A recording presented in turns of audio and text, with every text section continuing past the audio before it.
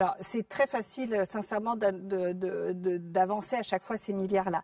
La revalorisation salariale, je rappelle que nous étions 27e sur 32 pays de l'OCDE en termes de salaire infirmier. Nous sommes passés à 17. Je comprends qu'on ne puisse pas revaloriser et augmenter et qu'on soit juste à la moyenne de l'OCDE, même pas être dans le top des pays de l'OCDE, alors qu'on a des professionnels de très grande qualité qui sont dévoués. Enfin, je pense que tout le monde connaît un peu le travail des infirmières et des aides-soignantes sur le terrain. Voilà, c'est quand même au minimum un week-end sur 2, avec des horaires qui sont parfois, qui s'allongent, des heures supplémentaires, etc., surtout dans des conditions de manque de personnel.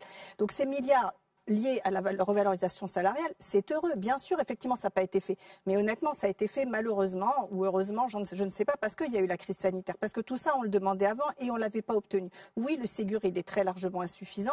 Et oui, ce qui pourrait être fait, c'est au moins, je comprends bien qu'on ne puisse pas le régler le problème tout de suite, mais au moins qu'on ait un calendrier sur les 5 prochaines années. Mais moi, ce que je peux vous dire, c'est que toutes les décisions qui ont été prises par le gouvernement ces derniers mois, ça n'a rien changé. Et même les choses se sont aggravées et que sur le terrain, la façon dont c'est vécu par les personnels, c'est du mépris, c'est une incompréhension complète. Et quand je vous parlais de nier, c'était juste pour prendre l'exemple, je ne disais pas ça au hasard, mais quand lier la réalité, c'est récemment M. Macron qui dit qu'il n'y a pas de tri à l'hôpital.